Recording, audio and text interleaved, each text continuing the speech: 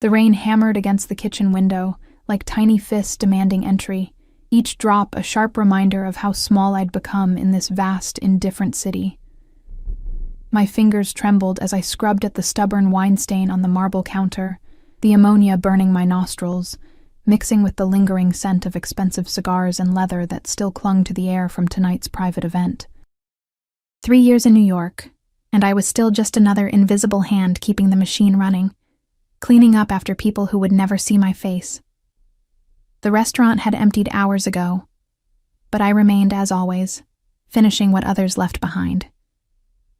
My back ached, a dull throb that had become my constant companion since I'd picked up the double shifts. The black uniform they made us wear hung loose on my frame now. I'd lost weight I couldn't afford to lose, surviving on coffee and whatever the kitchen staff didn't throw away at closing. I was so focused on the stain that I didn't hear him enter. "You missed a spot." The voice cut through the silence like a blade. Smooth, dark, and laced with something that made every hair on my body stand at attention. I spun around, my heart lurching into my throat, the cleaning rag falling from my suddenly numb fingers. He stood in the doorway between the kitchen and the private dining room, and the world seemed to tilt on its axis. Everything about him screamed danger dressed in a $10,000 suit. The fabric clung to broad shoulders with the kind of precision that only came from custom tailoring, charcoal gray that somehow managed to look black in the dim kitchen light. His presence filled the space in a way that had nothing to do with his height, though he was tall, easily over 6 feet, and everything to do with the raw power that emanated from him like heat from a flame, but it was his face that made my breath catch. Young, maybe early 30s, with sharp aristocratic features that belonged on a Renaissance sculpture. Dark hair swept back from a face too beautiful to be real, except for the eyes. God, those eyes. They were the color of whiskey held up to firelight, amber and gold and absolutely merciless as they fixed on me with an intensity that made me want to run and stay perfectly still at the same time. I'm sorry, sir. The restaurant is closed. My voice came out smaller than I intended, swallowed by the vast space between us. He didn't move, but somehow the air grew thicker. Behind him, I caught movement, a shadow that resolved into a man built like a concrete wall, dressed in black, his hand resting casually near his jacket, in a way that made my stomach clench.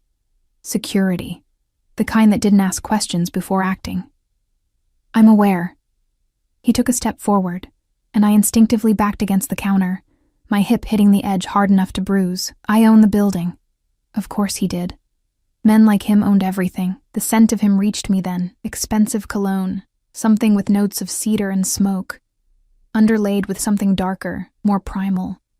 It wrapped around my senses like silk, foreign and intoxicating in a way that terrified me. I'd spent my entire life around people who smelled like sweat and desperation. This was different. This was the scent of power, of money, of a world I could never touch. "I was just finishing up," I managed, my fingers gripping the counter behind me for support. "I'll be out of your way in... What's your name?" The question stopped me cold. Men like him didn't ask for names. We were faces that blurred together, interchangeable parts in their perfect machines. "Sophia," I whispered, and hated how small it sounded in the cavernous kitchen. He tilted his head slightly, studying me with those predatory eyes, and I felt stripped bare under his gaze. My cheap shoes with the worn soles, the uniform that had seen better days, the exhaustion I couldn't hide no matter how much concealer I used, he saw all of it. And instead of the dismissal I expected, something flickered in those amber depths. Interest. Attention. The kind that made prey freeze in the headlights. "Sophia." He repeated my name like he was tasting it, rolling it around in his mouth to test its flavor. "Do you know who I am?" I shook my head, not trusting my voice. But that was a lie, wasn't it? Because even as I stood there, trapped between him and the cold marble at my back, pieces were clicking together, the private dining room that had been closed all night. The men in suits who'd arrived in black cars with windows too dark to see through. The kitchen staff who'd gone pale and silent when they served the meal, moving with a fear I'd attributed to the importance of the guests. The way everyone had vanished the moment the party ended, leaving only me, stupid, oblivious me, to clean up alone. My name is Dante Moretti. He took another step closer, and the space between us evaporated into nothing. I could see the shadow of stubble along his jaw, the way his tie sat perfectly against his throat, the gleam of a watch that probably cost more than I'd make in 5 years. And you're going to remember it. It wasn't a prediction. It was a promise. Every instinct I had screamed at me to run, to apologize, to make myself even smaller than I already was.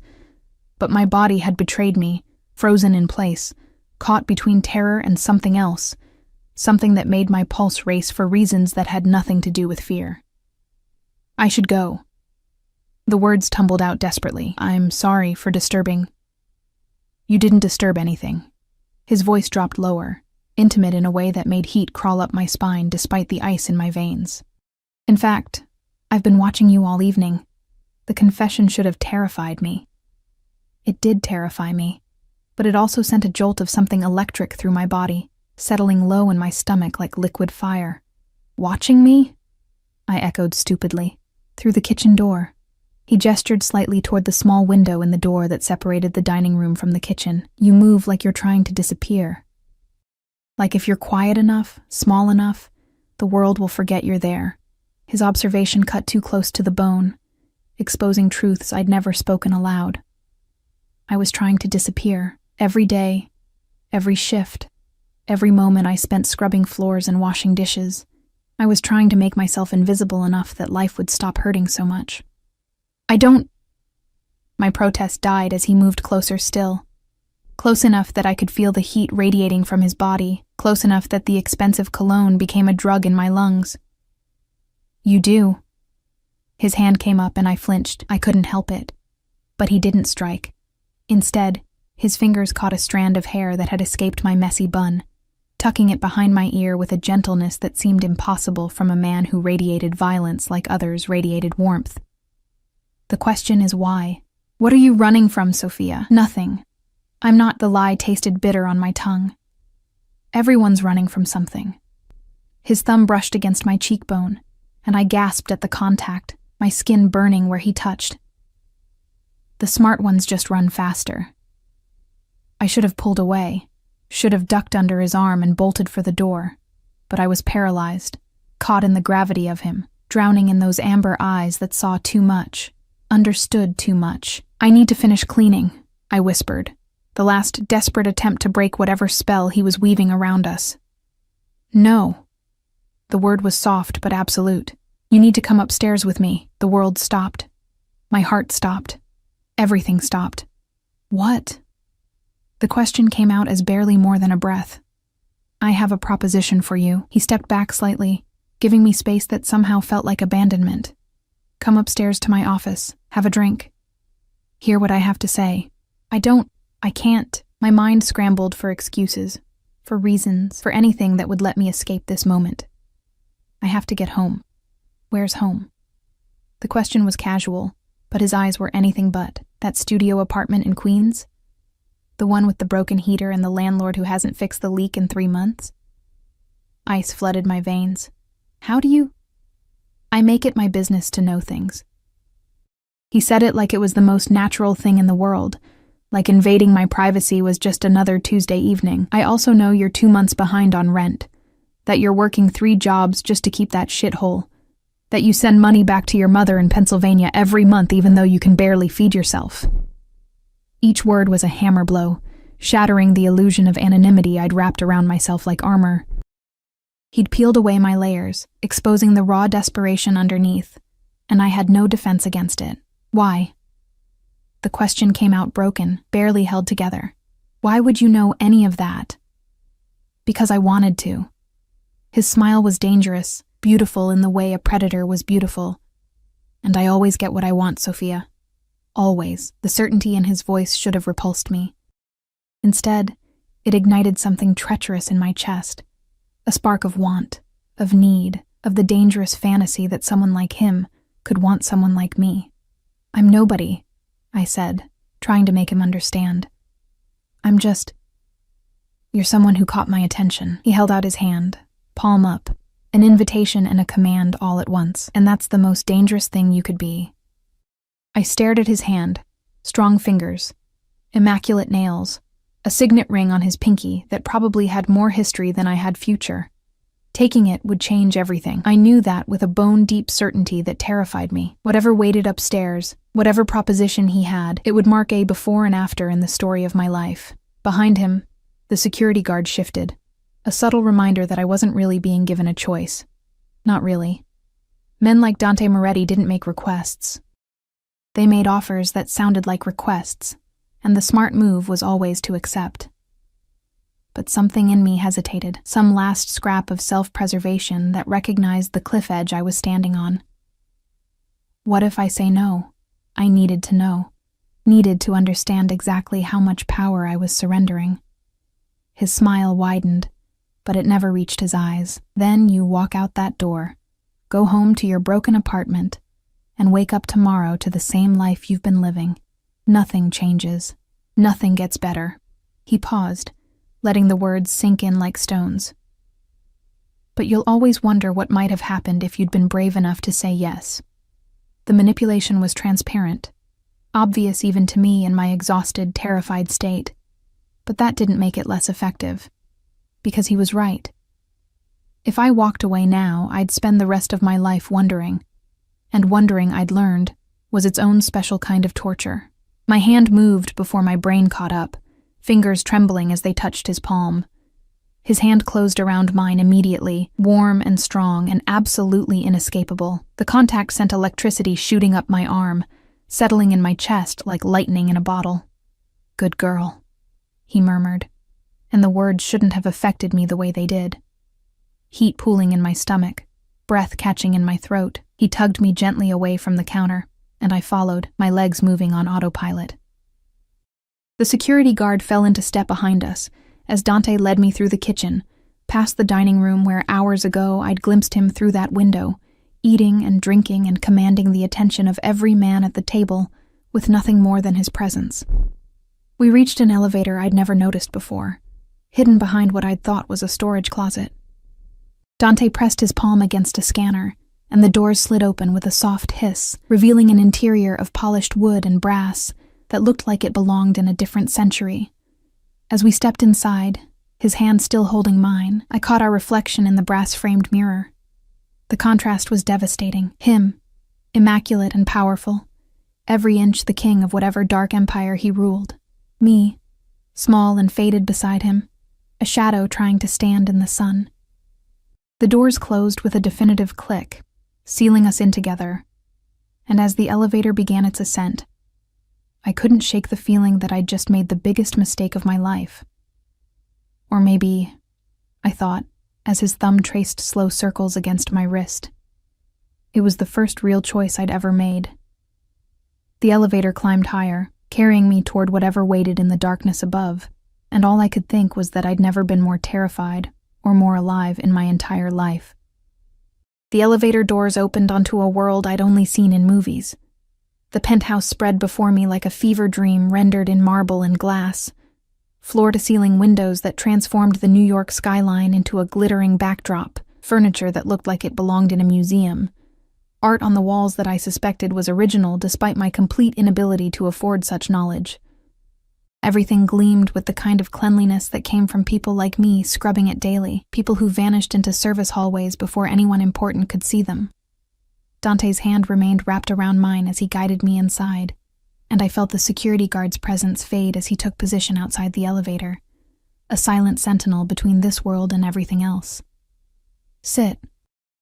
Dante released my hand, gesturing toward a leather sofa that probably cost more than my car, if I'd had a car. "I'll get us drinks." I perched on the edge of the cushion, afraid to lean back, afraid to touch anything more than absolutely necessary. My reflection stared back at me from the dark windows, a ghost in a cheap uniform haunting a palace. What was I doing here? What could a man like Dante Moretti possibly want from someone like me? He moved to a bar cart near the windows, his movements fluid and controlled, each gesture economical. Even the way he poured whiskey into crystal glasses spoke of breeding, of a life where every action was deliberate, considered. He'd removed his suit jacket, and I could see the play of muscles beneath his white shirt. the holster strapped beneath his left arm, barely visible, but unmistakably there. The gun should have terrified me. Instead, it confirmed what I'd already known. Dante Moretti was dangerous in ways I couldn't begin to comprehend. "You're wondering why you're here," he returned with 2 glasses, pressing one into my hands before settling into the chair across from me. Not beside me. The distance felt intentional, like he was giving me space to breathe while still keeping me within reach. "Yes." My fingers wrapped around the glass, desperate for something to hold on to. "Drink first." His eyes tracked my movements as I raised the glass to my lips. "Then we'll talk." The whiskey burned, going down, harsh and smoky, and nothing like the cheap beer I occasionally allowed myself. It spread warmth through my chest, loosening the knot of tension that had taken up permanent residence between my shoulder blades. "Better?" A hint of amusement colored his tone. "I don't understand what's happening," I admitted, setting the glass down on the coffee table before I could do something stupid like drain it in one gulp. "Why am I here? What do you want from me?" Dante studied me over the rim of his glass, those amber eyes dissecting me piece by piece. "Tell me, Sophia, what do you know about the Moretti family?" The name clicked into place with the force of a sledgehammer. Moretti. I'd heard it whispered in the restaurant, seen it in newspapers I couldn't afford to buy but caught glimpses of in subway stations. The Moretti family wasn't just wealthy, they were infamous. Old money wrapped around older power, the kind that came from controlling things the government pretended didn't exist. "I know you're not people I should be around," I whispered, fear crystallizing in my stomach. "Smart." He leaned forward, resting his elbows on his knees, and suddenly the distance between us felt like nothing at all. "But you're here anyway. That makes you either very brave or very stupid." "I think we both know which one," I said, surprising myself with the bitter honesty. His laugh was low and genuine, transforming his face from beautiful to devastating. "I think you're braver than you realize. It takes courage to survive the way you have. 3 jobs, no family support except what you send away, barely keeping your head above water but refusing to drown." He paused, taking a slow sip. "I admire that." "Admiration doesn't explain why I'm in your penthouse at midnight," I countered, finding some hidden reserve of spine I didn't know I possessed. Maybe it was the whiskey. Maybe it was exhaustion finally overriding self-preservation. "No, it doesn't." He set down his glass with careful precision. "You're here because I have a problem, Sophia. And I think you might be the solution." My heart hammered against my ribs. "What kind of problem?" "The kind that requires trust." His gaze intensified, pinning me in place. "My world is full of people who want something from me. Power, money, connections, protection. Everyone has an angle, an agenda. It makes genuine interaction complicated." I almost laughed at the absurdity. "And you think I don't want something from you? You just told me you know I'm drowning in debt. Of course you want something." He stood, moving to the windows, his silhouette outlined by the city lights. "But you're honest about your desperation. You don't hide it behind fake smiles and manufactured charm. You're raw, real. And that's exactly what I need." "I don't understand." The words felt inadequate, but they were all I had. He turned back to me, and the intensity in his expression made my breath catch. "I need someone to accompany me to certain events. Business dinners, charity galas, family gatherings. Someone who won't ask questions, who won't try to leverage the connection, who will simply be there." "Like an escort?" The word tasted wrong on my tongue. "Like a companion." His correction was sharp. "There's a difference. I'm not asking you to sleep with me, Sophia. I'm asking you to be seen with me." "Why me?" The question burst out before I could stop it. "There are hundreds of women who would see it as an opportunity to climb." He moved closer, each step deliberate. "Who would immediately start planning how to become the next Mrs. Moretti, how to sink their claws in deep enough that I couldn't extract them. You, on the other hand." He stopped directly in front of me, so close I had to tilt my head back to maintain eye contact. "You look at me like I'm a bomb about to explode. Aren't you?" I whispered. That dangerous smile returned. "Probably, but at least you're aware of it." He reached down, his fingers brushing against my chin, tilting my face up further. Here's my offer. You come with me when I need you. You dress appropriately. I'll provide the wardrobe. You smile. You stay close. You don't ask about my business. In return, I'll clear your debts. All of them. Your rent, your mother's medical bills, everything. The world tilted. That's over $50,000. Pocket change. His thumb traced along my jawline, and I shivered despite the warmth flooding through me. What you're offering me is worth far more than money. I don't understand what I'm offering you, I admitted, my voice barely more than a breath. Safety. The word was simple, but the weight behind it was enormous. In my world, Sophia, genuine indifference is the rarest commodity. You don't want to use me. You don't want to hurt me. You just want to survive. That makes you the safest person I could possibly have by my side. His logic was twisted, but I couldn't find the flaw in it. Maybe because the whiskey was clouding my judgment. Maybe because the offer was so impossibly generous that my desperate, exhausted brain couldn't process rejection. How long? I asked instead. 6 months. His hand dropped away, leaving my skin cold. Give me 6 months. After that, if you want to walk away, you walk away. No strings, no obligations. The debts stay cleared. It was too good to be true. Every instinct screamed that. But those same instincts had kept me locked in poverty, scrubbing floors and swallowing pride, going nowhere slowly. What's the catch? There had to be one. The catch, he said slowly, returning to his chair, is that while you're with me, you're mine. Not sexually. I meant what I said about that, but in every other way that matters. Where I go, you go. What I say, you do. You don't question. You don't hesitate. And you absolutely don't betray me. The possessiveness in his tone should have sent me running. Instead, it ignited something dark and needy inside me. Something that had been starving for someone to claim me, to see me as worth keeping. And if I say no, I had to ask, even though we both knew my answer. Then I call Marco. That's the guard outside, and he'll escort you home. You'll go back to your life, and I'll find someone else. He leaned back, supremely confident. But you won't say no, Sophia, because you're smart enough to recognize a lifeline when it's thrown to you. He was right.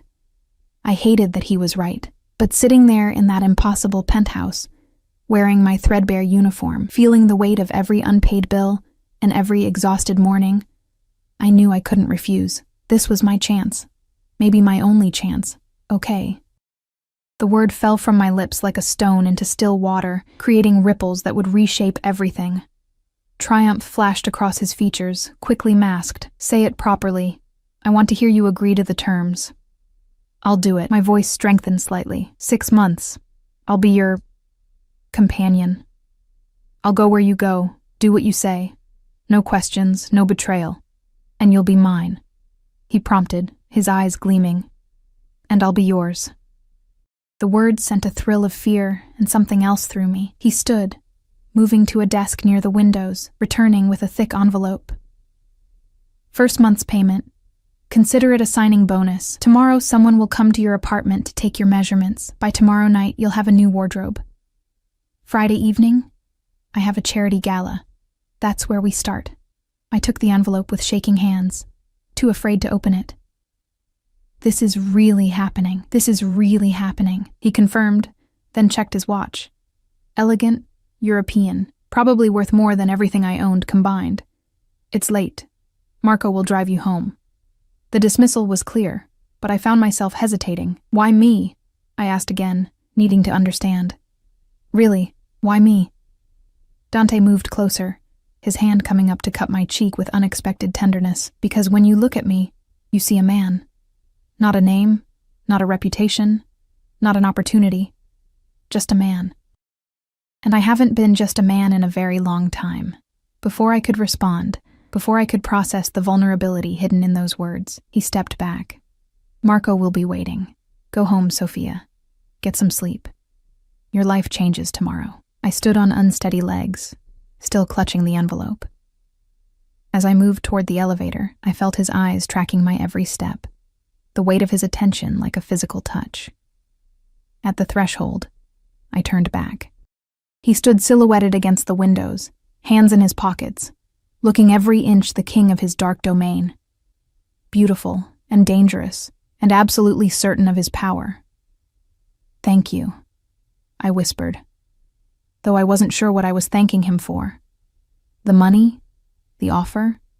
The illusion that I mattered. "Don't thank me yet, Sophia." His smile was sharp in the darkness. "You might come to regret this." The elevator doors closed on his words, and as Marco drove me home through rain-slicked streets in a car that cost more than I'd make in 10 years, I opened the envelope with trembling fingers. $10,000 in cash stared back at me. I pressed my hand against my mouth, stifling the sob that threatened to escape. This was real. This was happening. And as the city lights blurred past the window, I couldn't decide if I'd just been saved or damned. Maybe, I thought as exhaustion finally crashed over me. It was both. The next morning arrived with cruel punctuality, sunlight stabbing through the gaps in my broken blinds like accusatory fingers. I'd barely slept. How could I? With $10,000 hidden beneath my mattress and the memory of Dante Moretti's amber eyes burning through my thoughts like a brand. I'd counted the money 3 times before hiding it, my hands shaking so badly I kept losing track. Real. It was real. Not a dream. Not a hallucination born from exhaustion and desperation. I'd made a deal with a man who wore danger like cologne, and now I had to live with the consequences. My phone buzzed at exactly 9 a.m., an unknown number flashing across the cracked screen. "Miss Castellano? This is Marie Chen. Mr. Moretti has retained my services to assist with your wardrobe. I'll be at your address in 30 minutes. She hung up before I could respond, leaving me staring at my reflection in the bathroom mirror. Greasy hair, dark circles, wearing the same uniform from last night because I'd been too stunned to change. This was what Dante wanted to parade around on his arm? This exhausted ghost? I scrambled through the fastest shower of my life, the water lukewarm because of course the building's hot water was rationed. My nice clothes consisted of 2 pairs of jeans and 3 shirts that weren't actively falling apart. I chose the jeans without stains and a black sweater with only 1 small hole near the hem, then stared at my tiny apartment with mounting horror. Marie Chen was coming here. Someone from Dante's world was about to see how I really lived. The studio was barely 300 square feet of peeling paint and warped floors. My bed was a mattress on a metal frame, covered with blankets I'd had since college. The kitchenette consisted of a hot plate, a mini fridge that hummed ominously, and a sink that dripped no matter how tightly I turned the faucet. The leak Dante had mentioned, the one he somehow knew about, had created a permanent water stain on the ceiling, brown and spreading like a disease. I shoved dirty clothes into the closet, threw dishes into the sink, and was attempting to make the bed look less pathetic when the knock came. Marie Chen was not what I expected. Petite, impeccably dressed in a tailored pantsuit, she swept into my apartment with the efficiency of a general surveying a battlefield. Her eyes cataloged everything in seconds. The poverty, the desperation, the sheer impossibility of my situation. "Well," she said, her tone neutral in a way that felt more damning than criticism, "we have our work cut out for us." Behind her, 2 assistants carried in garment bags, shoeboxes, and cases I couldn't begin to identify. They transformed my pathetic studio into a makeshift boutique with practiced ease, hanging clothes on a portable rack, arranging accessories on my rickety table. "Strip," Marie commanded, pulling out a measuring tape. "Everything off except undergarments." I hesitated, suddenly aware of how worn my bra was, how the elastic in my underwear had long since given up. But Marie's expression brooked no argument, so I peeled off my clothes with burning cheeks, standing in the middle of my apartment in my shame while she measured every inch of me with clinical precision. "Size 2, she muttered, making notes on a tablet. "Probably were a 4 before the weight loss. We'll need to account for that. Mr. Moretti wants you fed properly." She glanced up sharply. "When's the last time you ate a full meal?" Yesterday?" The lie was transparent. Try again. 3 days ago. The admission tasted like failure. "I had ramen." Marie's expression softened fractionally. "One of you, go to the deli on the corner, get soup, sandwich, fruit, actually edible food, She turned back to me. You'll eat while we work. Mr. Moretti was very specific. He wants you healthy. The casual possessiveness in her words, he wants you healthy, sent a shiver through me that had nothing to do with standing half naked in my cold apartment. For the next 3 hours, Marie orchestrated a transformation that felt more like an invasion. She brought dresses and fabrics I'd never touched, silk, cashmere, Italian wool, shoes that cost more than my monthly rent, jewelry that made my hands shake when she fastened it around my throat, makeup, skincare products, hair treatments, an arsenal of femininity that I'd never had access to, never even dreamed of affording. The gala is tomorrow night, Marie explained as she demonstrated proper skincare technique, her fingers surprisingly gentle as they smoothed cream across my face. Mr. Moretti will collect you at 7. You'll wear the midnight blue dress. It brings out your eyes.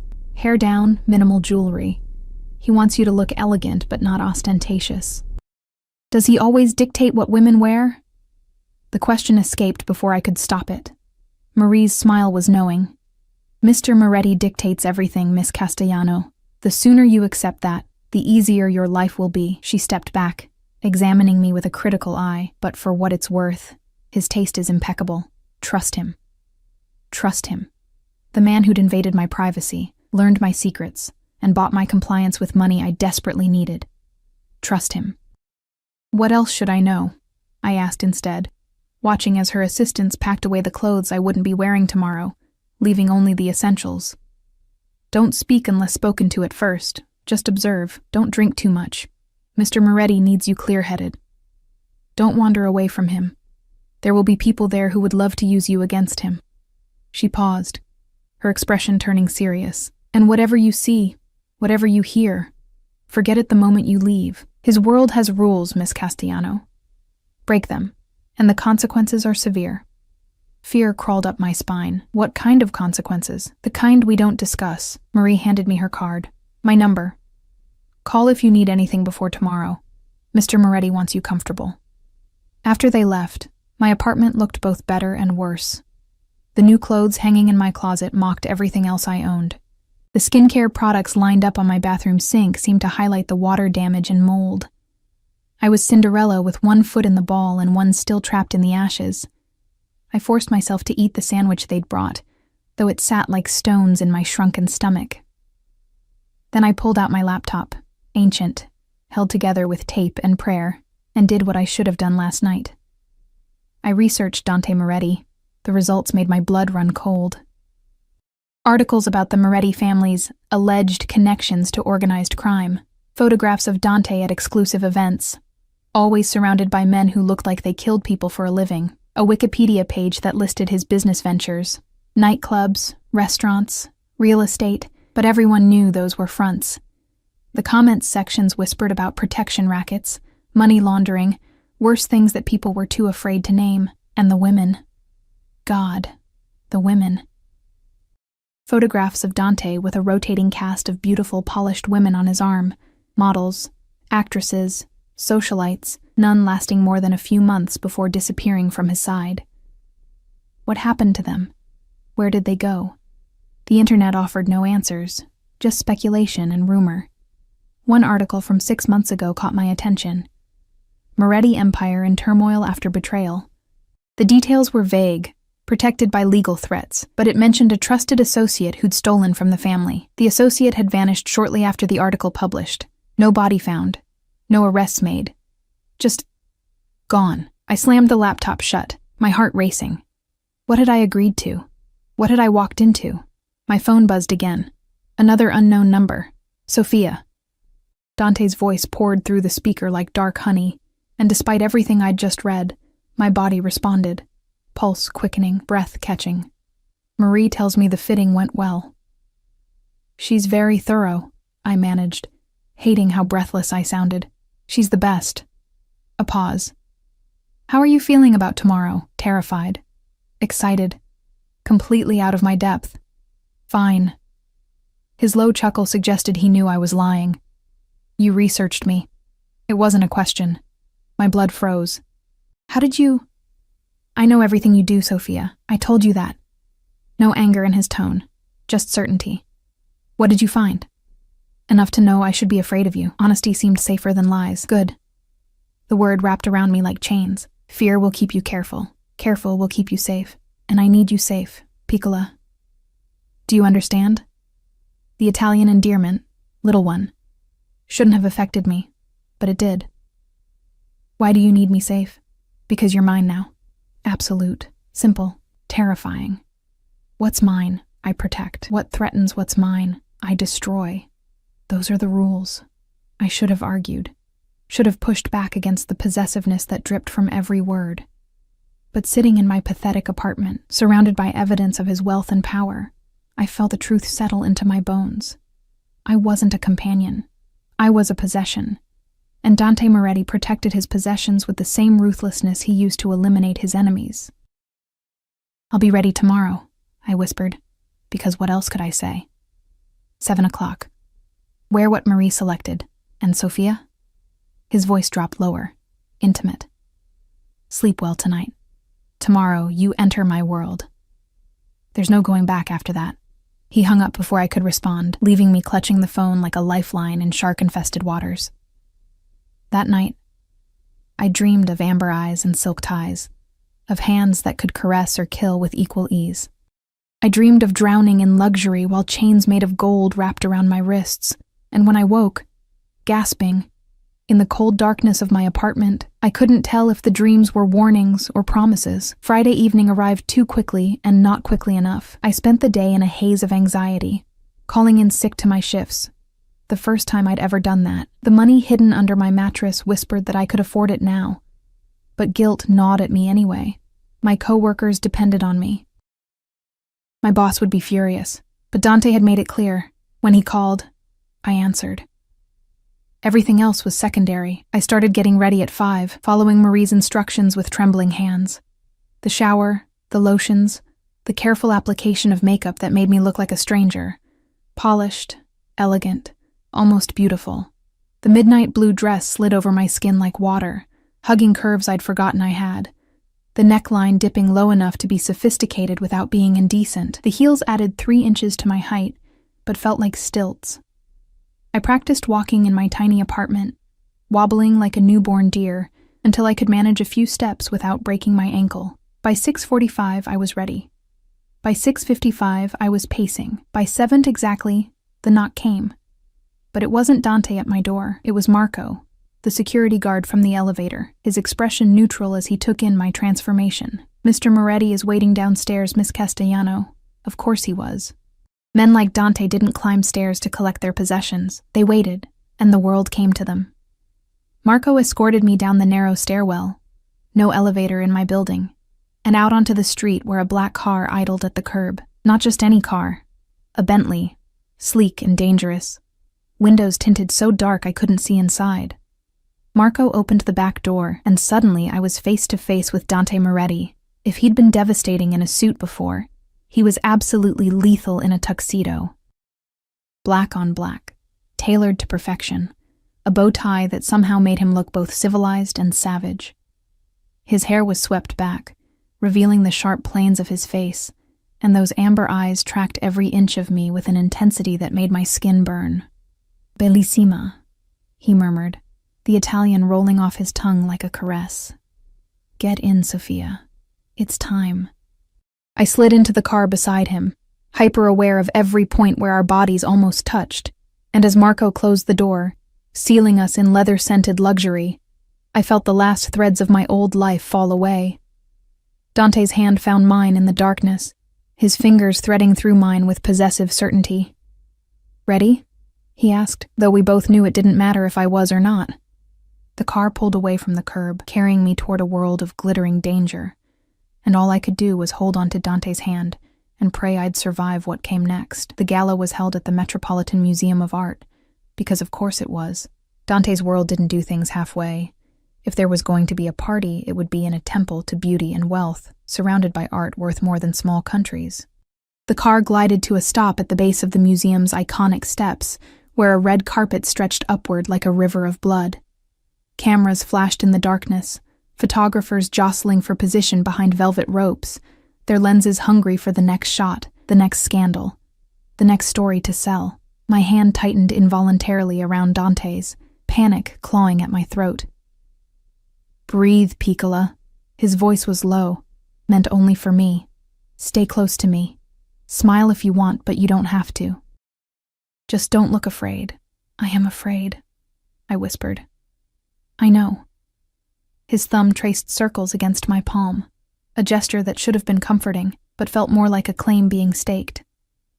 "But they don't need to know that." Marco opened the door, and suddenly the muffled chaos outside became a roar. Dante stepped out first, his movements fluid and controlled, every inch the predator in his natural habitat. Then he turned, extending his hand to me, and I had no choice but to take it. The moment my heels touched the red carpet, the cameras exploded. Flashes turned the night into a strobe light, blinding and disorienting, and I stumbled slightly. Dante's arm wrapped around my waist immediately, pulling me against his side with a possessiveness that probably looked romantic to the photographers, but felt like iron bands to me. "Who's your date, Mr. Moretti?" someone shouted from behind the ropes. "Is this official?" another voice called out. "Miss, what's your name?" Dante ignored them all, guiding me up the steps with the confidence of a man who owned every space he entered. His hand on my waist burned through the thin fabric of my dress, and I was acutely aware of how perfectly I fit against his side, how his body shielded me from the worst of the attention. Inside, the museum had been transformed into something out of a fairy tale or a nightmare, depending on your perspective. Crystal chandeliers cast golden light across marble floors. Wait staff in crisp white uniforms circulated with champagne and hors d'oeuvres that probably cost more than my weekly grocery budget. And the people, God, the people. Diamonds dripped from throats and wrists. Designer gowns swept across the floor. These were the kind of people who appeared in Forbes and Vogue, who summered in the Hamptons and wintered in Aspen. And I was supposed to pretend I belonged here. Dante. A silver-haired man in an immaculate tuxedo approached, his smile wide but his eyes calculating. "I didn't know you were bringing a guest." "Last-minute decision, Senator." Dante's hand moved from my waist to the small of my back, a subtle but unmistakable claim. "Sophia, this is Senator Blackwell." "Senator, Sophia Castellano." The senator's eyes raked over me, assessing, categorizing. I saw the moment he dismissed me as irrelevant. Just another pretty face on Dante's arm, here today and gone tomorrow. "Charming," he said, already turning his attention back to Dante. "We should talk about that development project in Brooklyn. I have some concerns about the zoning. Not tonight." Dante's voice carried an edge that made the senator's smile falter. "Tonight is for charity, remember?" It was a dismissal wrapped in civility, but the senator recognized it for what it was. He backed away with a tight nod, and I felt Dante's hand press more firmly against my back. "That's how you handle them," he murmured against my ear, his breath warm against my skin. "Polite but firm. Never give them more than they deserve." "I didn't say anything," I pointed out, hyper-aware of his proximity, the way his cologne wrapped around me like smoke. "Exactly." His lips curved into a smile that didn't reach his eyes. "You're learning already." The evening became a blur of faces and names I'd never remember. Dante guided me through the crowd with expert precision, his hand never leaving my body. Sometimes at my waist, sometimes on my back, occasionally sliding down to my hip in a gesture that made my breath catch and my skin flush. He introduced me to businessmen and socialites, politicians and celebrities, each interaction carefully orchestrated, and I began to understand what he'd meant about needing someone who wouldn't use him. These people circled like sharks, each one looking for an opening, an angle, a way to leverage proximity to Dante Moretti into something valuable. They smiled with their mouths, but calculated with their eyes, and the few women who approached us looked at me with a mixture of envy and contempt. "You're doing well," Dante said during a rare moment of privacy, tucking me into an alcove away from the main crowd. He handed me a glass of champagne, my second of the evening, because he'd been monitoring my intake like a hawk. "Better than I expected." "I'm not doing anything," I said honestly. "I'm just standing here trying not to fall in these heels." His laugh was genuine, transforming his face into something almost human. "You're giving me exactly what I need." a moment of peace in a room full of vultures. His hand came up to cup my cheek, the gesture tender in a way that confused me. "Thank you." Before I could respond, a woman's voice cut through the moment like a knife. Well, Dante Moretti with another stray. How predictable. I turned to find a woman who looked like she'd stepped off a runway, tall, blonde, devastatingly beautiful, in a red dress that probably cost more than my yearly rent, but it was her eyes that caught me, cold and sharp as broken glass. Fixed on me with undisguised hatred, Dante's entire demeanor changed. The warmth vanished, replaced by something arctic and dangerous. His hand dropped from my face but immediately found my waist, pulling me against him with bruising force. "Vanessa." His voice could have frozen fire. "I didn't realize you'd be here," Father insisted. She moved closer, her gaze never leaving me. "He said you were bringing someone new. I had to see for myself." She looked me up and down slowly, deliberately. "She's not your usual type. Too plain." The insult landed like a slap, and I felt heat flood my cheeks. Because she was right. I was plain compared to her, compared to all the women I'd seen in those photographs online. What was I doing here? "Careful, Vanessa." Dante's warning was soft but deadly. "You're speaking about something that belongs to me." The possessiveness should have bothered me. Instead, it sent a thrill through my body that I didn't want to examine too closely. Vanessa's perfectly painted lips curved into a cruel smile. "Belongs to you? How long until you get bored and discard this one too? A month? 2? She leaned closer, her perfume cloying and expensive. "Tell me, darling, has he told you what happened to the last girl who thought she was special?" "That's enough." Dante's voice cracked like a whip, and suddenly Marco was there, materializing out of nowhere. "Escort Miss Vanessa back to her father. Now, you can't just—" Vanessa started, but one look at Dante's face silenced her. I'd never seen someone's expression turn so cold, so utterly devoid of mercy. This was the man who made people disappear. This was the monster beneath the beautiful mask. Marco took Vanessa's arm, gently, but inexorably, and guided her away. She threw one last venomous look over her shoulder before vanishing into the crowd. The moment she was gone, Dante's hand moved to my chin, tilting my face up to meet his eyes. The coldness was still there, banked but not extinguished. "Are you all right?" he asked, and I heard genuine concern beneath the anger. "Who was she?" My voice shook slightly. "And what happened to the last girl?" "Vanessa is the daughter of a business associate. She thinks we have an understanding." His thumb brushed across my lower lip and I shivered. "We don't. As for the last girl," he paused, something dark flickering across his features. "She betrayed me. She thought she could steal from me and disappear. She was wrong." "What did you do to her?" I had to know, even though part of me didn't want the answer. "What I do to everyone who betrays me." His eyes bored into mine, making sure I understood. I made sure she could never do it again. The implication hung between us, heavy and terrible. And yet, standing there with his hand on my face, his body pressed against mine, I couldn't make myself pull away. Because beneath the fear, beneath the rational voice screaming at me to run, there was something else, something that responded to his darkness, with a hunger I didn't understand. "Are you afraid of me now?" he asked softly. "Yes," I whispered. "Good." He leaned closer, his lips brushing against my ear. "Fear will keep you honest, and honesty will keep you safe. Remember that, Sophia." Before I could process his words, he straightened, his public mask sliding back into place. "Come. There's someone I want you to meet." He guided me through the crowd again, but everything had changed.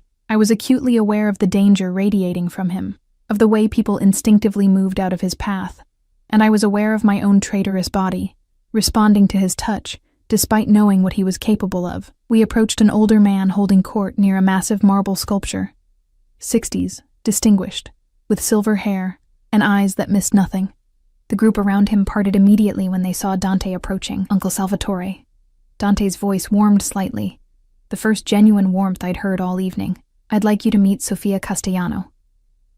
The old man's eyes sharpened with interest, studying me with an intensity that rivaled Dante's. "Castellano? Italian?" My grandfather was from Sicily, I managed, my voice steadier than I expected. Ah. Something shifted in Salvatore's expression. Good bloodline. And what do you do, Miss Castellano? The question was a test. I could feel Dante tense beside me, waiting to see how I'd answer. I could lie, inflate my importance, or I could tell the truth and risk embarrassing him. I work in restaurants, I said simply. Whatever needs doing. Salvatore's eyebrows rose, and I braced for judgment. Instead, he laughed, a deep, genuine sound. Honest. When's the last time you brought someone honest to these things, Dante? Too long, Dante admitted, and I felt his hand squeeze my waist approvingly. Keep this one, Salvatore advised, his eyes twinkling. The honest ones are rare. As we moved away, Dante pulled me closer. You surprised me, he murmured. Most would have tried to seem more impressive. I'm not impressive, I said. Lying about it won't change that. You're wrong. His voice dropped to that intimate register that made my stomach flutter. You're the most impressive person here. You're surviving a world that wants to break you, and you're still standing. That's worth more than all their money and connections combined. His words shouldn't have affected me so deeply, but they burrowed into my chest and took root. When's the last time someone had seen my struggle as strength instead of failure? The rest of the evening passed in a haze. Dante kept me close, his body a constant presence against mine, his hand never straying far, and slowly, I began to understand the nature of his possession. It wasn't about control, or not just about control, it was about protection. In his world, being claimed by Dante Moretti meant being untouchable. The way people's eyes skated over me after his declaration to Vanessa, the careful distance they maintained, it was because I wore his mark. I was his. And in his world, that meant something. Near midnight, as the gala began winding down, Dante guided me toward a private balcony overlooking the museum's sculpture garden. The cool night air was a relief after the stifling heat of the party, and I breathed deeply, trying to clear my head. You did well tonight. Dante stood close behind me, his hands coming to rest on the balcony railing on either side of me, caging me in, better than well. You were perfect. I barely spoke, I pointed out, hyper-aware of his body heat at my back. Exactly. His breath stirred my hair. You didn't try to perform or impress. You just existed beside me.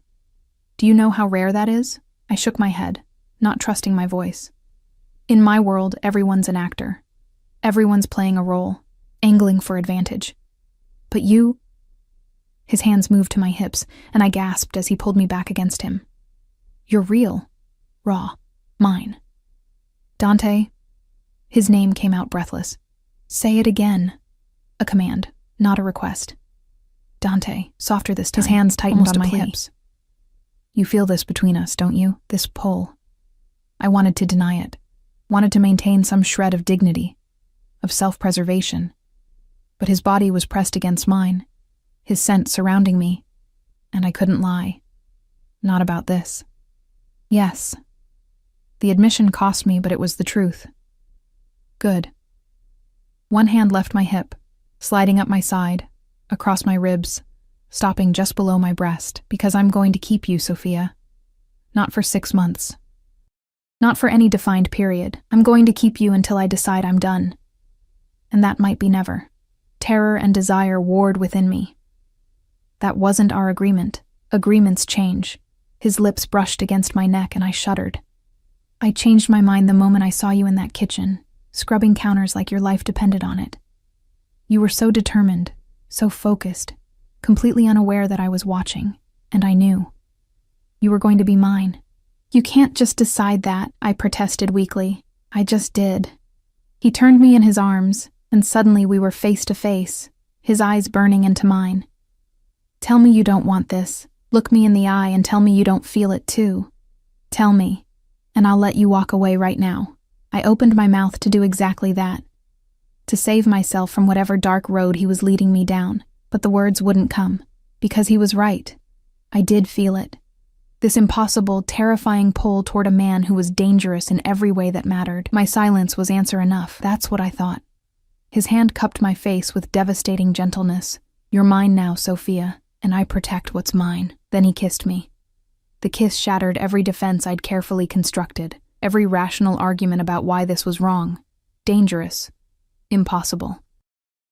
His lips moved against mine with a certainty that suggested he'd been thinking about this moment as obsessively as I had, and when his tongue swept into my mouth, I made a sound that was half surrender, half plea. His hand tangled in my hair, angling my head to deepen the kiss, while his other arm banded around my waist, pulling me flush against him. I could feel every hard plane of his body, the controlled strength in his arms, the racing of his heart that matched my own. He kissed me like he was claiming territory, marking me in ways that had nothing to do with words and everything to do with possession. When he finally pulled back, we were both breathing hard, my lips swollen, and his eyes blazing with hunger barely restrained. "We need to leave," he said roughly.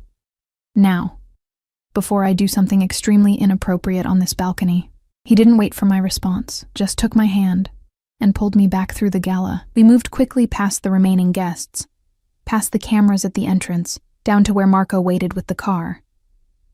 The moment the door closed behind us, sealing us in leather and darkness, Dante pulled me onto his lap. 6 weeks, he muttered against my mouth between kisses that left me gasping. "I told myself I'd wait 6 weeks before touching you, give you time to adjust, to understand what being mine meant." His teeth grazed my neck, and I arched into him helplessly. "Made it 6 hours. Dante..." I tried to form coherent thoughts, but his mouth was doing things to my throat that short-circuited my brain. "This wasn't supposed to. We agreed." "I know what we agreed." He pulled back enough to look at me, his eyes molten in the darkness. "And I'm changing the terms. I want you, Sophia, not just as arm candy at parties. I want you in my bed, in my life, in every way that matters. I'm not..." I struggled for words.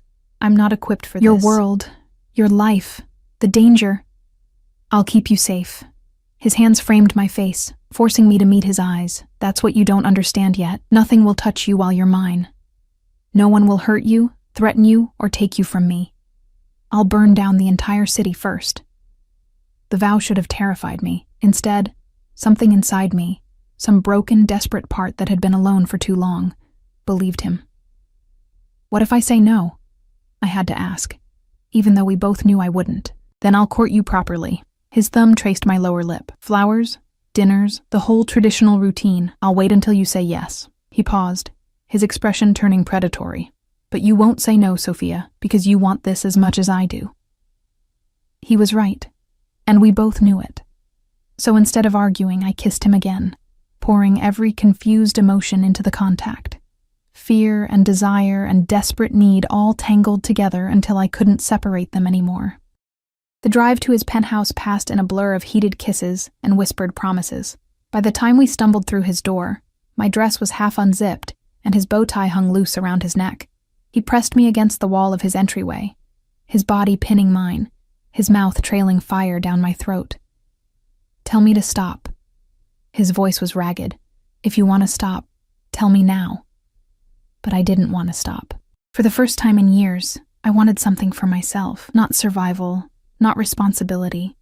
Just this wild, reckless thing burning between us. "Don't stop," I whispered. That night, Dante Moretti claimed me in every way possible. He was gentle when I needed gentleness, fierce when I needed strength, and utterly consuming in a way that left no room for doubt about who I belonged to now. And when I finally fell asleep in his arms, his body wrapped around mine like a shield, I felt safer than I had in years. Even if that safety came from the most dangerous man I'd ever met. The next morning, I woke in sheets that probably cost more than my car would have if I'd owned a car. Sunlight streamed through floor-to-ceiling windows, and for a moment, I forgot where I was. Then memory crashed back, the gala, the kiss, everything that followed, and I sat up abruptly, looking for Dante. He stood by the windows, already dressed in tailored slacks and a crisp white shirt, phone pressed to his ear. When he saw me awake, his expression softened in a way I was learning meant affection in his carefully controlled world. "Handle it," he said into the phone, then hung up. "Good morning, Bellissima." "Hi." I pulled the sheet up, suddenly self-conscious in the morning light. He crossed to the bed, sitting on the edge, his hand finding my face with the familiarity of someone who'd earned the right to touch. Regrets? I don't know yet, I admitted honestly. Should I have them? Probably. His smile was wry. But it's too late now. You're in this with me. Before I could respond, his phone buzzed again. He glanced at the screen, and his expression darkened. I need to handle something. Stay here. Don't leave the penthouse. What's wrong? Business. He kissed my forehead, already moving toward the door. Marco will be outside if you need anything. I'll be back soon. He left before I could ask more questions, and I was alone in his enormous penthouse, wearing nothing but expensive sheets and poor life choices. I spent the morning exploring carefully, afraid to touch anything that looked too expensive. The place was immaculate, professionally cleaned, obviously, with none of the comfortable clutter that made a space feel lived in. This wasn't a home. It was a fortress disguised as luxury. In the bathroom, I found new toiletries still in their packaging. My preferred brands, I realized with a start. How had he known? But of course he had. Dante made it his business to know everything. I showered and dressed in one of the outfits Marie had left at my apartment. Jeans and a cashmere sweater that felt like wearing a cloud. I was attempting to make coffee in his intimidatingly high-tech kitchen when I heard raised voices from the hallway. Told you to wait downstairs, Marco's voice sharp with tension. I need to see him. Now, a woman's voice, familiar from last night. Vanessa. My stomach dropped. I moved toward the door, unsure if I should hide or confront, when it burst open. Vanessa swept in, looking immaculate despite the early hour, her eyes scanning the space until they landed on me. Well? Her smile was poison. He works fast, doesn't he, Miss Vanessa? You need to leave. Marco stood in the doorway, his hand near his weapon. It's fine, Marco. I found my voice, channeling the dignity Dante had seen in me even when I couldn't see it myself. What do you want, Vanessa? She moved closer, her heels clicking against the marble floor. To warn you, that's all. Woman to woman. Warn me about what? About what happens to girls like you in Dante's world. She circled me slowly, predatory. You think you're special. You think he actually cares about you? You're a novelty, sweetheart. A project. He gets bored with projects. And you're bitter because you wanted to be one. I shot back, surprising myself with the venom. Her eyes flashed. I'm trying to save you. The last girl who got too close, who thought she meant something. She's gone now. Vanished. And before her, there was another. They all think they're different. They all think they can change him. She leaned in close. They're all wrong. Get out.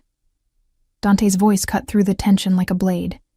He stood in the doorway, and the fury radiating from him made the air feel electric. Now! Vanessa paled but held her ground. I don't care. He moved into the room with lethal grace, positioning himself between us. You came into my home uninvited. You threatened what's mine. Leave now, or I'll have Marco remove you less gently. Your father will hear about this, Vanessa hissed. Tell him. Dante's smile was terrifying. Tell him I've found someone worth protecting. See if he cares. Vanessa's composure cracked. With a final venomous look at me, she swept out, Marco following to ensure she actually left. The moment the door closed, Dante turned to me. Are you all right? Did she hurt you? No, just words. I wrapped my arms around myself. Is it true? About the other girls? His jaw tightened. There have been women before you. None of them lasted because none of them were real. They wanted the money, the power, the status. When they tried to leverage it, when they betrayed me. He moved closer. I dealt with them accordingly. What does that mean? I needed to hear him say it. It means I made sure they couldn't hurt me or my family again. I didn't kill them, if that's what you're asking. But I made sure they understood the consequences of crossing me. And what makes you think I won't betray you? The question hung between us. Because you're terrified of me, but you're still here. He cupped my face gently. Because you could have run 12 times and you didn't. Because when I look at you, I don't see calculation. I see fear and desire and honesty. His forehead pressed against mine. I see someone worth keeping. I'm still scared, I whispered. Good. That means you're smart. He kissed me softly. But I need you to trust me, Sophia. Can you do that? Trust the monster.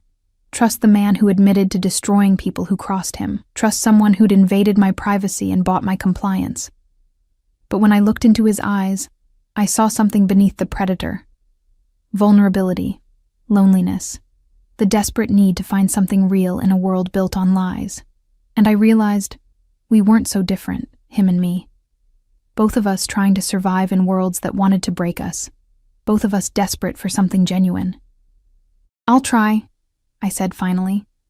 His smile was worth the risk. The weeks that followed were a strange blend of luxury and danger, of tender moments and harsh realities. I moved into Dante's penthouse officially. My sad little apartment packed up by people I never saw. My debts vanished overnight. My mother's medical bills, covered, everything I'd been drowning in, gone. In return, I became part of Dante's life completely.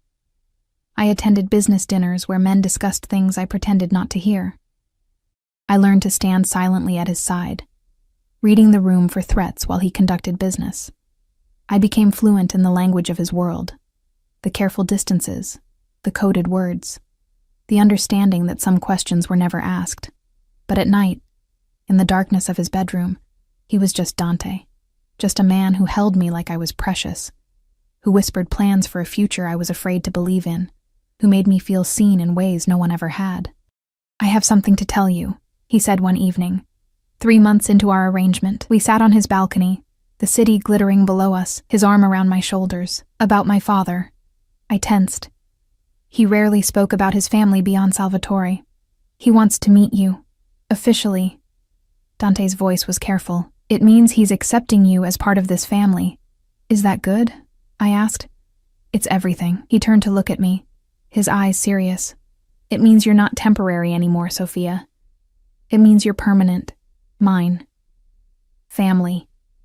The word settled over me like a blanket, comforting and suffocating all at once. Family meant protection, but it also meant obligation. It meant being woven into the fabric of his world so tightly that extraction would tear me apart.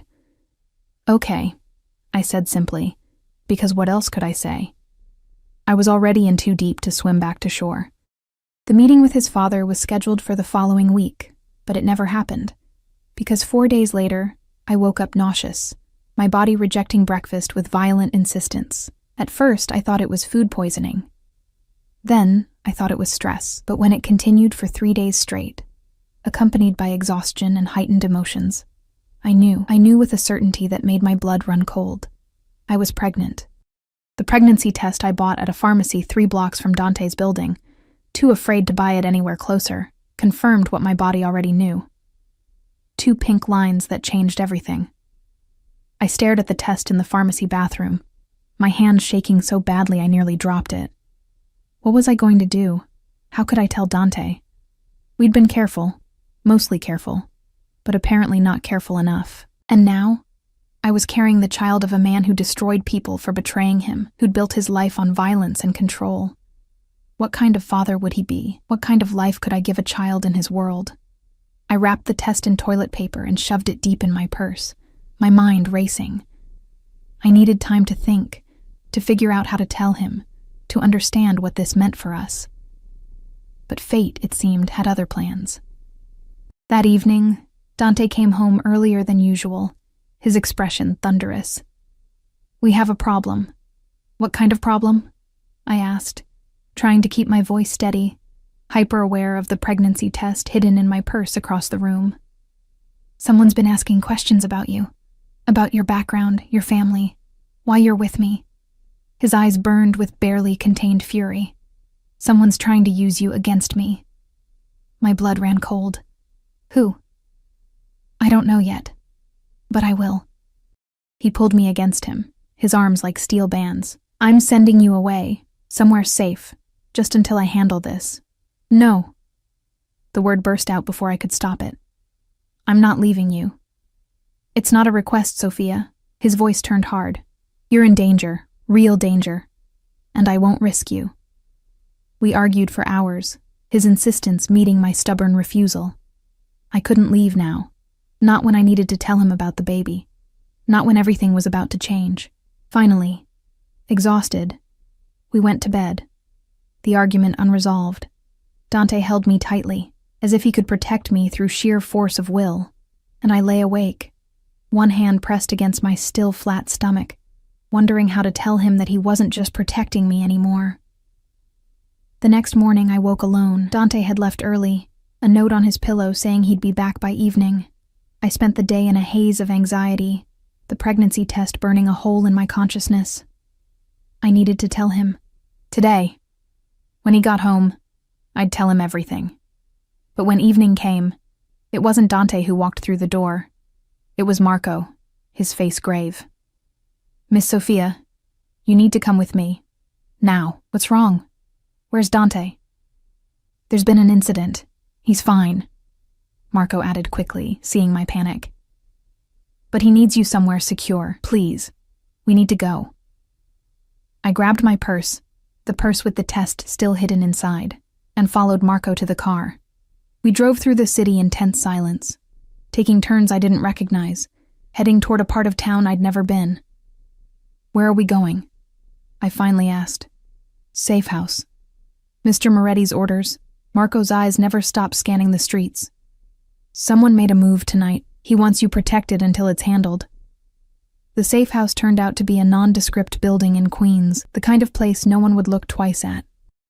Marco escorted me to a third-floor apartment, sparsely furnished but clean, with bars on the windows and multiple locks on the door. "Stay here.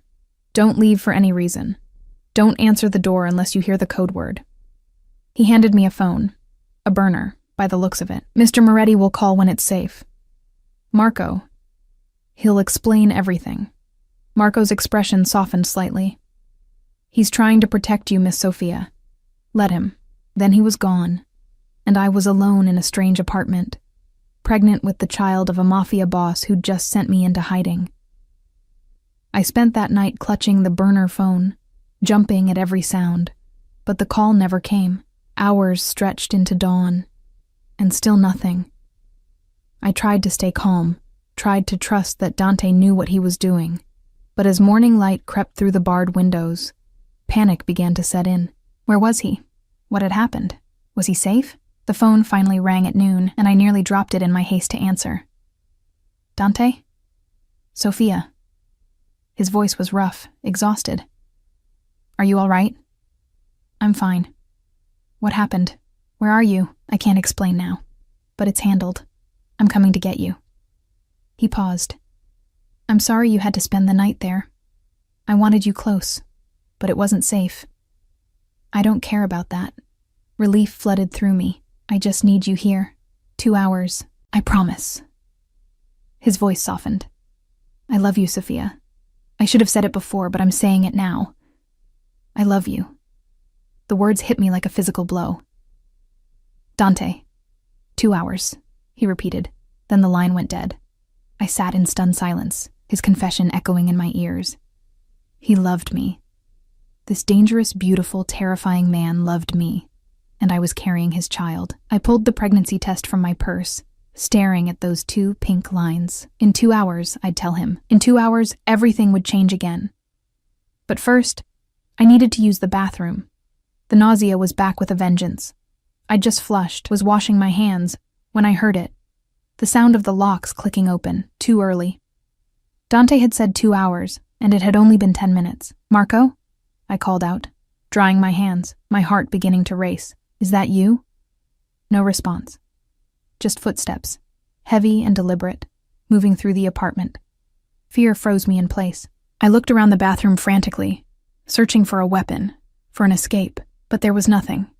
Just a window too small to climb through and a door that opened into danger.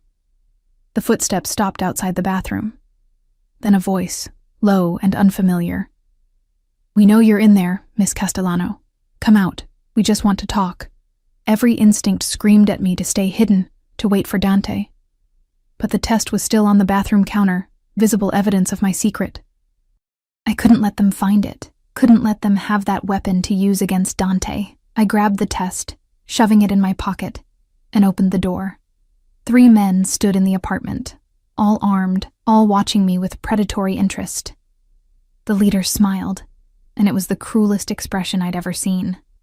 "There you are, Mr. Moretti's little pet," he gestured to the others. "Bring her. The boss wants to meet the girl who made Dante Moretti go soft." I tried to run, tried to fight, but it was useless. They grabbed me easily, zip-tying my wrists, and I realized with dawning horror that they'd been waiting for Dante to leave me alone. This wasn't random.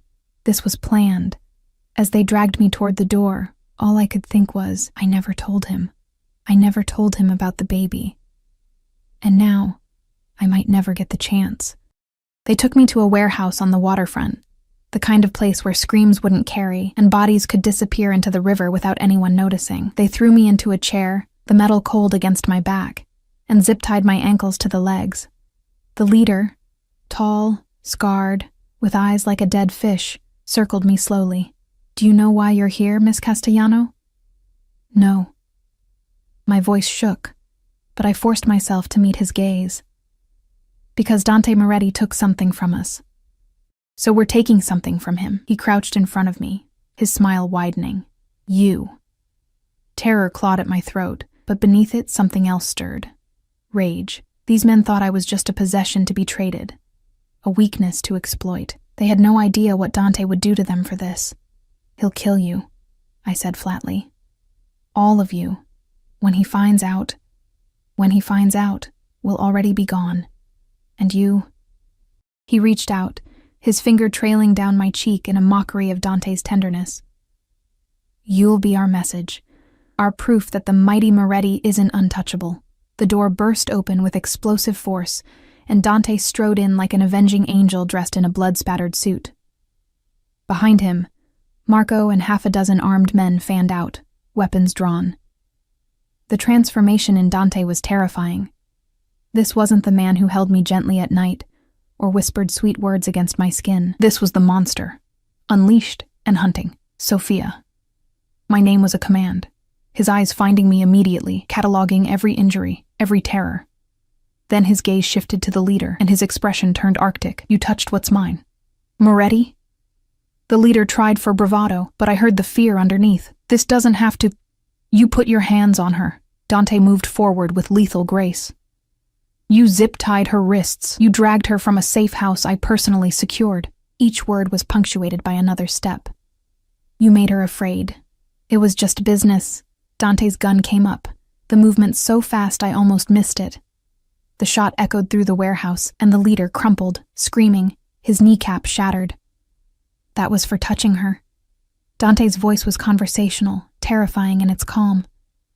"Marco, get Sophia out of here." "No." I surprised myself with the force of the word.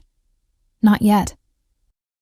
Dante's eyes snapped to mine, something dangerous and possessive flaring in their depths. "Sophia, I need to tell you something first." My voice steadied as I held his gaze.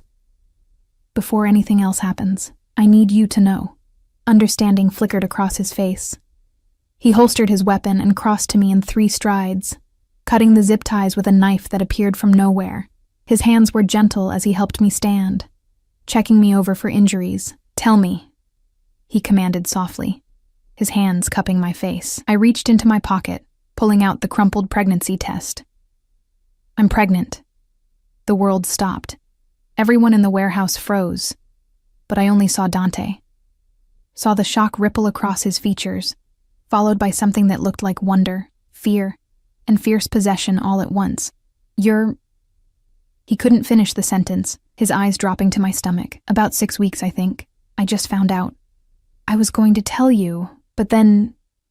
Tears I'd been holding back finally spilled over. "I was so afraid I'd never get to tell you." His hands moved to my stomach, pressing gently against the flat plane, and something in his expression cracked open.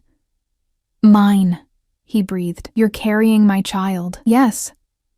The kiss he gave me then was desperate, claiming, a vow made without words. When he pulled back, his eyes were blazing. "Marco, take her to the car, now. And if anyone so much as breathes in her direction, shoot them." "Dante," I started. "I have to finish this, Piccola, but I swear to you, I'll be right behind you." He kissed me again, Softer this time. Go. Keep our baby safe. Marco escorted me out, and as the warehouse doors closed behind us, I heard screams start. I didn't look back. Some things I'd learned were better left unseen. An hour later, Dante returned to the penthouse, his hands washed clean, but his eyes still carrying the shadow of what he'd done. He found me on the couch, wrapped in a blanket, one hand pressed protectively against my stomach. He knelt before me, his head bowing to rest against my knees. I'm sorry. I'm so sorry you had to go through that. It wasn't your fault. My hands found his hair, threading through the dark strands. They made their choice. I destroyed them. His voice was matter of fact. Every single one. They'll never threaten you or our child again. Good. The words should have horrified me. Instead, it felt like justice. He looked up, his eyes searching mine. A baby. We're having a baby. Is this okay? I know we never discussed. Okay? He laughed, the sound raw and genuine. Sophia, you're giving me everything I never knew I wanted. A family. A real family. Not the one built on blood and obligation, but one built on vulnerability crossing his features. On love. You love me? I needed to hear it again.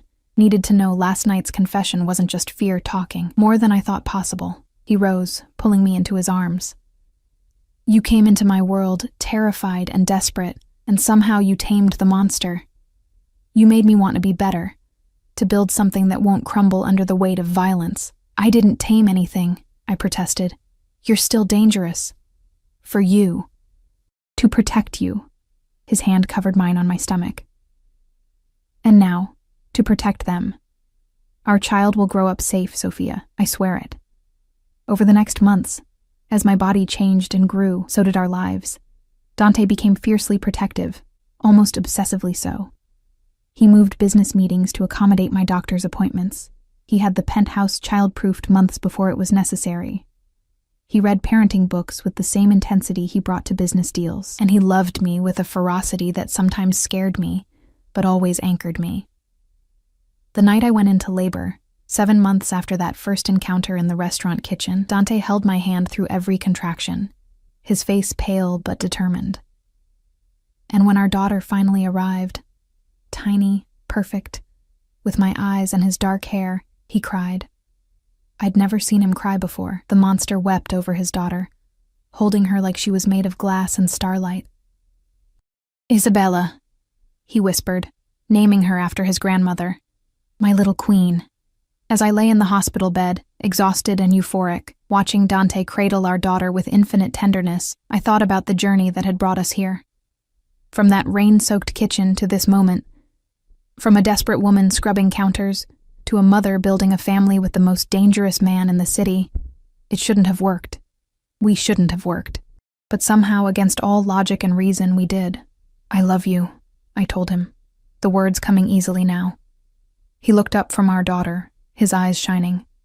I love you too. Both of you. My family. He leaned down, pressing a kiss to my forehead. Thank you for being brave enough to take my hand that night.